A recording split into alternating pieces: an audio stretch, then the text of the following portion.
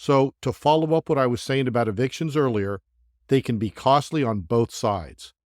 Smart landlords will use a lawyer when going through the eviction process, which in and of itself can be near $10,000.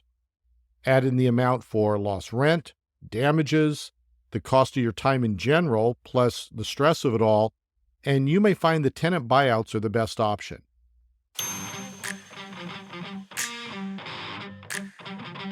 Welcome to Your Landlord Resource podcast. Many moons ago, when I started as a landlord, I was as green as it gets. I may have had my real estate license, but I lacked confidence and the hands-on experience needed when it came to dealing with tenants, leases, maintenance, and bookkeeping. After many failed attempts, fast forward to today, Kevin and I have doubled our doors and created an organized, professionally operated rental property business. Want to go from overwhelmed to confident? If you're an ambitious landlord or maybe one in the making, join us as we provide strategies and teach actionable steps to help you reach your goals and the lifestyle you desire, all while building a streamlined and profitable rental property business. This is Your Landlord Resource podcast. Hey, landlords. Welcome and thank you for tuning in to the Your Landlord Resource podcast. My name's Stacie, and I'm here with my better half and my business sidekick. His name's Kevin. Yep, that's me. We've been hitting it hard the last few weeks, working ahead a little so we can have some downtime over the holidays. Yeah, this weekend we're taking a quick trip out to Idaho, and as you know, we have rental units out there, so we're heading out to do some work on them and check on them and kind of see what's going on there. And plus, kid number 2 lives out there, so it's nice. Get to see him and visit him as well. Yeah, that's actually really a nice part about investing where we have family. We get to go check on the properties, maybe get some work done on them, and we also benefit from getting to visit loved ones at the same time. And kid number 3, who has never been out there, is going to be going along for the ride, so that should be fun for them to hang out together too. Yeah, buying property over there has worked out really well for us. I mean, personally and professionally. So, the subject of today's podcast is tenant buyouts. And many of you might be thinking, why would you need them? And the thing is, you hopefully won't. But we're here to teach you what it is, when you would and hopefully never need it, how to determine the buyout amount, and we give you some tips to consider when using a tenant buyout. I want to start off by saying that tenant buyouts are different than cash for keys. In episode 19, we talked about what to do if your tenant wanted out from the lease, and we touched a bit on cash for keys. We'll link it in the show notes if you want to go back and give that one a listen. Now, by definition, a lease buyout is an agreement in which a tenant or landlord pays to break the lease for the remainder of its term. This is a legally binding agreement, basically changing the terms of the lease signed by both parties. Now, it's important to note that states and cities have different rules about the lease buyout process, so tenants and landlords should be familiar with local laws before engaging in a lease buyout agreement. Where it differs from the concept of cash for keys is that, like I just said, it's a separate legal agreement, but waives all legal rights to claims after the fact. Cash for keys does not. That concept, very simply, is a written agreement that either the landlord or the tenant will pay the other party to be released from the lease, and there will be compensation, generally not a huge amount for this accommodation. A properly prepared tenant buyout agreement removes any legal residue. The tenant agrees to waive all legal claims that may arise from the tenancy, and these include claims the tenant may know about, as well as claims the tenant doesn't even know may occur. For example, 6 months after moving out, the tenant develops a respiratory condition from a mold infestation. So, landlords are not merely paying for keys. They are paying for a complete release of claims. Merely giving someone cash to move out will not shield a landlord from liability. So, here's the deal. Where we're seeing a huge increase in tenant buyouts is in rent-controlled cities and states. And as you know, we're in California, and we are now governed by AB 1482, which is a low level of statewide rent control. Many cities within California, many in our own backyard, have much stricter rent control laws and ordinances than the state. San Francisco, Berkeley, and Oakland. And then there's Los Angeles County, which is down south. Of course, rent control means that rental property owners cannot raise rents higher than 10% a year, with the ratio to figure out the legal amount you can raise it being 5% plus CPI for the city or county that your rental resides in. Single-family homes and condos that are not owned by a corporation, corporate-owned LLC, or a REIT, plus duplexes where the owner resides in one unit, mobile homes, and homes built in the last 15 years are all exempt from this rent control. There are some other exemptions, but the ones I just named are the most widely exempted types of units. Now, we can speak of California because this is where we're realtors. We know the landlord-tenant laws, and we own and manage several rental properties here. Oregon also has statewide rent control, and at a local level, rent control exists in Washington, D.C., and within cities in the states of New York, New Jersey, Maine, Maryland, and Minnesota. And I just want to be real with you all. Just because you don't have rent control in your city or state right now, that doesn't mean that it can't come in some shape or form at some point. And also, where tenant buyouts are more prominent in rent-controlled space, they can be used anywhere. But before we get into different scenarios where you may need a tenant buyout, let me explain why they're used often in California. So, by law in California, we cannot force a tenant out of the unit, regardless of whether their lease is up or not. Once they're in, they have the right to remain there unless the landlord has, quote-unquote, just cause to remove them.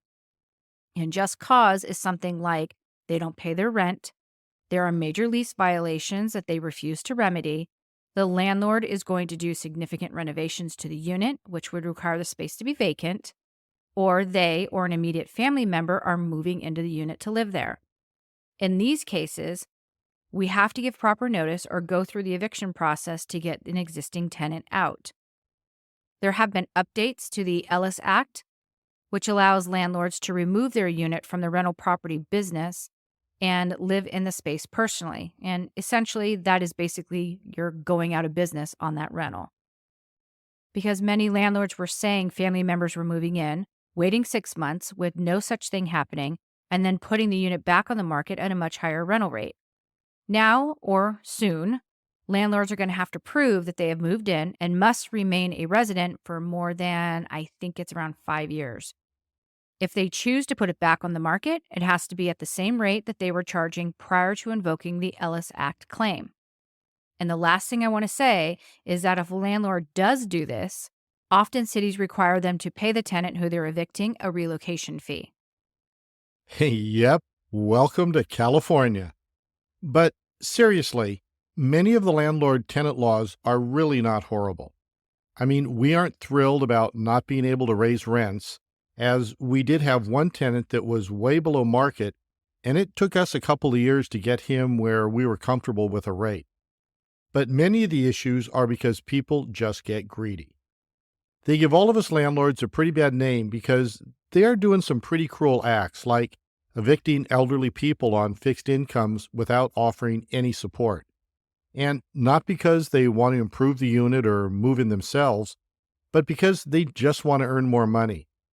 And many of these owners who have owned for years have no mortgage, and their expenses are low and cash reserves plentiful. They can afford to have 1 or 2 tenants below market. This is where the humanity side of being a landlord comes in. We have one unit with an elderly man in it. He just lost his wife a few months ago, and his lease came up for renewal.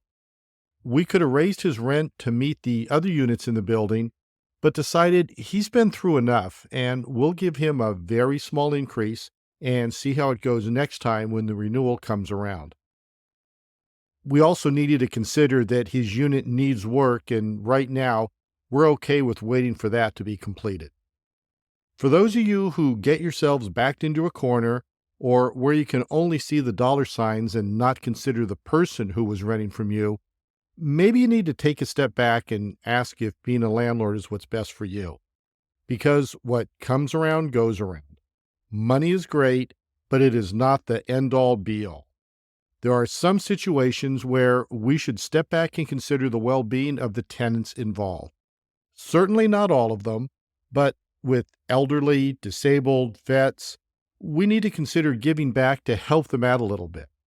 And please don't get me wrong, I don't like these laws any more than the next guy. But if these landlords who do rotten things to tenants took a minute to think about how their acts will affect everyone else, it would be great. It's because of them that we all have to deal with laws like the Ellis Act right now. Yeah, and I do agree with you on this one. And normally I'm all for making money, right? It's all about the bottom line because we own these businesses to make money, not provide discounted housing when all the units around you are going for hundreds, if not thousands more in rent per month. But I do agree that landlords should take a moment to step back and ask themselves, what would they do if they were in this situation? We do have a level of responsibility to our tenants. We are providing a roof over their head, and that is to be their home. There are particular situations where compassion needs to come before the bottom line. Now, if you're losing a lot of money, or this scenario has put you into a position where your rental property is no longer making sense because of this scenario, then work with the tenant to find a solution that works for both of you. We cannot stress the importance of communication with your tenants. Maybe they have someone in their family with the means to buy the property from you, or maybe even with seller financing. Maybe they would be willing to take on a roommate to make up the difference in lost rent. Maybe you have a landlord friend with a smaller unit in the rental range that this person pays, and you can work with them to take on your tenant. Where there's a will, there's a way. So, situations where you might need to consider a tenant buyout would be 1. You want to sell the rental property. For single-family homes, this makes a lot of sense given the fact that many who are buying a single-family home are looking for a place to live for themselves and not as a rental. Removing the tenant prior to selling the property allows you to get in there and do some updates and then stage the home to make it more appealing to a potential buyer. In a multifamily scenario, maybe your tenants are not great. Maybe they pay on time, but they're messy and loud and don't respect the property. And even if they pay their rent on time, they are a bit of a problem tenant, and a new buyer will know this as soon as they tour the property. Or maybe your rental income is severely under market. This is one Kevin and I see a lot when we're looking for our next property. Case in point, we have a friend and currently manage their apartment building for them. It was recently inherited, and it's a long story, but basically whoever was managing the building prior was not great. Wow, you're being very nice when you say it that way. All right, so they were horrible. Only a couple of the tenants had a lease in place when we took over. And when I say lease, I'm talking a 2 or 3 page lease that was double spaced and basically just stated the rental amount, where to send the rent, plus dates that had expired a couple years ago. There had never been inspections, no preventative maintenance, no rental increases, and there were many, many lease violations that were never addressed. My friend and her family took over the building and decided it's more than they want to deal with, so they decided they're going to try and sell it. And unfortunately, the amount that they had in mind, along with the very low rental rates and the couple of units that needed some serious maintenance, it was a tough sell. They do not owe a mortgage. The taxes and insurance are relatively low, so expense-wise, they're doing all right. Recently, they've been sinking quite a bit of money back into the complex by making needed repairs, like all new appliances, repairing the leaky faucets, installing exhaust fans in all the bathrooms, and removing mildew that had grown. And soon they're putting on a new roof. And all this with the hope a buyer would not have to do these improvements themselves, but also because it's the right thing to do. These tenants were living in pretty deteriorated units. And even though their rents are severely below market, they still need to have a refrigerator that works and a stove with more than just one burner working. I will say that they have all expressed much appreciation for these small improvements as they have lived like this for several years. And I know you're thinking, well, if they don't like it, why don't they just move? Because the Bay Area is ridiculously expensive. And for them, it made better financial sense to live in a subpar unit than to move and double up the rent. But let's get back to the owners and selling the complex. In order for them to sell it, given the current interest rates, they'd have to drop their price by a little over 20% to make it feasible for a new owner to even break even. And they're not going to, nor do they need to do that. The other option would be to perform tenant buyouts for the whole building, go in and remodel the units, place great tenants who are paying market rate, and then sell the building. For 1 or 2 tenants, that's fine, but once the word gets out that they're buying out all of them, I can tell you that the tenants will hold out for ridiculous amounts of money to get out of those units. They do have one tenant who they're tossing around the idea of doing a tenant buyout with, and I won't get into the particulars, but they're difficult tenants. My guess is that the other tenants would be thrilled to have them gone, but it's definitely a situation that calls for legal consultation. So we'll see where we land with that later. I'm not even sure they want to open that can of worms with them. Yeah, listen. When Stacie is doing showings of the building and she asks me or kid number 3 to go with her just in case issues arise with these tenants, you know there's a problem. Yeah, I think that they're okay with me now. I think they were advised by legal aid that if they act out or threaten us, which had happened in the past, that would be just cause for the eviction. So I think they're treading lightly lately. Okay, so we're talking about reasons why you would do a tenant buyout, and you left off at selling the property.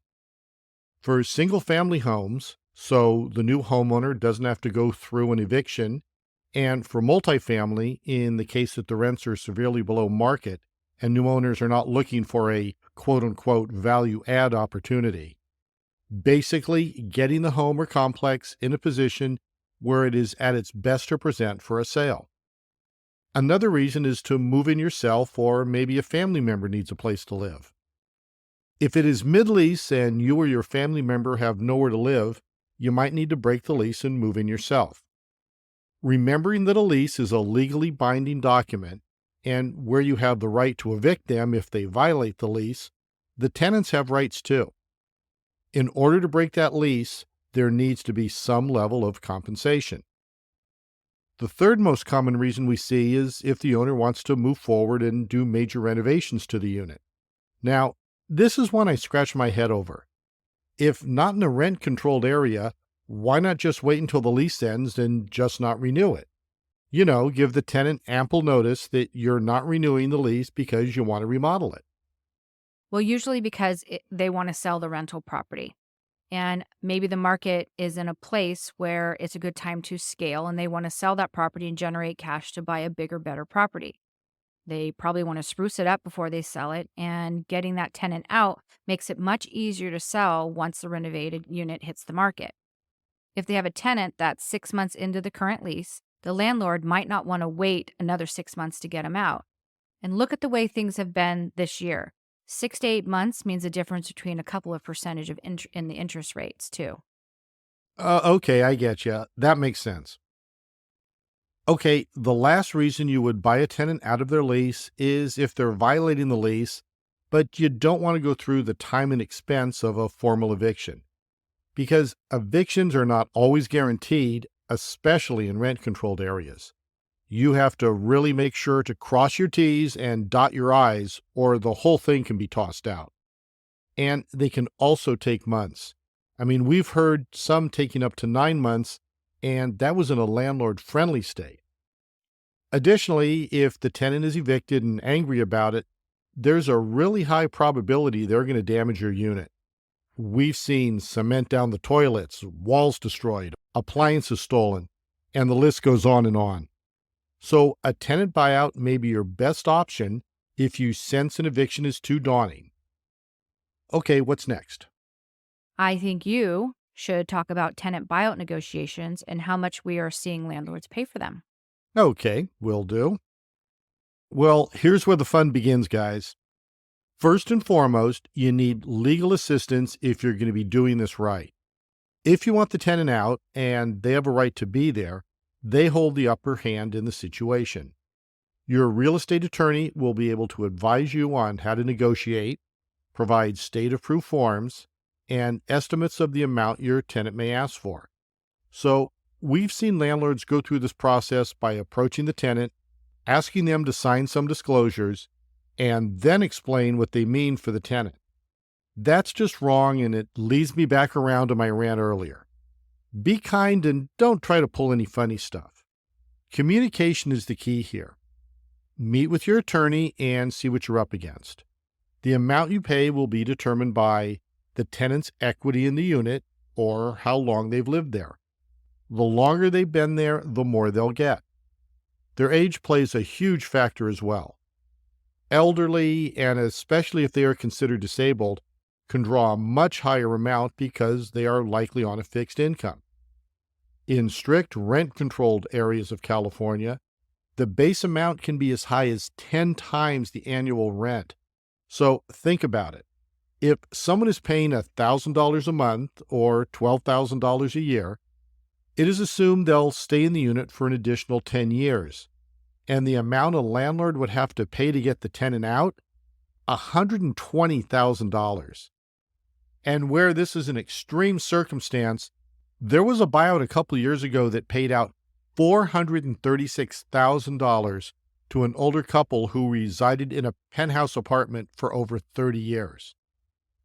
Now, that $120,000 amount may work with a single-family home rental if the landlord is selling the home because it likely will earn heads and tails above that in today's Bay Area market. But is that feasible for a landlord who owns a fourplex? No way. Can you negotiate? You betcha. Our recommendation: have a heart-to-heart conversation with your renters, preferably in a face-to-face meeting in a friendly setting like a coffee shop. Now, we do realize that some landlords, however, are like a bull in a china shop, and the rental relationship is so hostile, it is not possible to have a constructive dialogue. If this is the case, ask your attorney to handle the negotiations for you. But if you feel comfortable talking to the tenant, the dialogue could go something like this. John, I was thinking about selling the property to move closer to my son in Idaho. I don't know what the future may hold with the new owner, but I'd like to sit down and explore some options. You've been a fantastic tenant, so I just wanted to give you a heads up. Can we grab a Starbucks? When the tenant agrees to be open to a buyout, present the disclosure with your fairest offer first. That tenant then has the right to seek guidance from a lawyer on their own if they can afford it. They do take a chance at building up a bunch of legal fees and then have the landlord walk away, so most tenants are careful about this step. I will say that, at minimum, landlords should be looking at buying out the rent on the remainder of the lease, returning the security deposit in full, and paying an additional relocation fee so that the tenant can use that amount for moving fees and the security deposit on their next rental. How much depends on the area your rental is in, the number of occupants in the unit, and the factors noted above, like how long they lived in the unit and their age. Yeah, so as tenants get older, they tend to move less because it's just too hard on them. And often their next move is into a nursing home or in with family members. So this means you as a landlord will have to help them out financially and maybe even get them into their next rental. Okay, so if you have tenants who you want to buy out their lease because they're not great tenants and you don't want to bother with a formal eviction process, here's the dialogue you can start with. Jane, there's been a lot of damage to the property. Drains have been clogged with foreign objects. There's the broken window. The carpet has burn marks in it. There's drawings on the wall in crayon, and the list goes on and on. And as a landlord, I have every right to charge you for this or deduct damages from the security deposit. But I'd like to talk to you about finding a better solution. Can we get together and discuss some options? And basically, what you want to do is be upfront that you're disappointed, but be kind, because being nasty is not going to get you anywhere. And hopefully that they'll hear you out, agree to the amount you have offered, and eventually sign the disclosures. Okay, let's move on with some tips, like when to pay the tenant the agreed amount. Many sensible landlords are going to argue that money should exchange hands only after the tenant vacates and turns over the keys.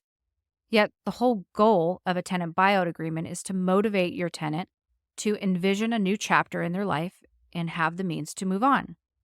Once a tenant buyout agreement is brokered and the landlord parts with some money to begin the process, there is naturally a concern that the tenant may pocket the money and never leave the unit. They may rescind the agreement, or they may not move out on the date that was agreed upon. Now, you might be wondering, wait a minute, they signed a legal document. How can they rescind it? Many states have laws that force lawyers to add in a section giving the tenant or the landlord a right to back out of the deal, much like a buyer's remorse clause that you see in contracts when you're buying a car. And in San Francisco, a tenant or a landlord has up to 45 days to rescind the agreement. Yep, you heard that right. 45 days. However, in our experience, a majority of tenants fulfill their obligation in a buyout agreement. If the tenants sign the agreement and then change their minds, it's normally because they've consulted with an attorney and then realized that they can get more money. And then a counteroffer is usually made. When they do not move out on the stated date, it's usually because they haven't had time to find a new home. So pay them a fair amount up front, something around maybe 50%, so they can begin to search for and secure a new place to live. Then give them the remainder on the day they move out and hand back the keys. One thing to remember is the goal of a tenant buyout is compliance. The preference is to get the tenant emotionally locked into it and recognize the value of a new beginning. A voluntary vacancy is just that, voluntary. They have the right to say no if it's in the middle of the lease. It's very common for a tenant to say they're happy where they are and don't want to move. They may love the view or have many close friendships with the neighbors. If the landlord continues to pursue a buyout after a tenant says no, they can be slapped with a harassment suit, so please use caution. One benefit of a tenant buyout for those who have violated the lease term is that they will not have an eviction on their record. So, to follow up what I was saying about evictions earlier, they can be costly on both sides. Smart landlords will use a lawyer when going through the eviction process, which in and of itself can be near $10,000. Add in the amount for lost rent, damages, the cost of your time in general, plus the stress of it all, and you may find the tenant buyouts are the best option. They might cost around the same, and in some cases more, but can be completed in a much shorter period. So the question you need to ask yourself if deciding between a buyout and an eviction is, what's it worth to you? Well, we hope you are never in a position to have to deal with this, but maybe you'll feel a little bit more confident after listening today. Thanks so much for tuning in and hearing what we have to say. Being a landlord is not always easy, but it sure can be rewarding. If you find yourself in a place where you want to learn more about placing your ideal tenant, check out our free 10-page guide. We offer tips on how to prepare your unit, the criteria to use, marketing, showings, vetting the applicants, your lease, and what to do on move-in day. You can download that at yourlandlordresource.com/landlord guide, and we will link it in the show notes as well. As always, we are very grateful for each and every one of you. Take care, and until next time, you've got this, landlords.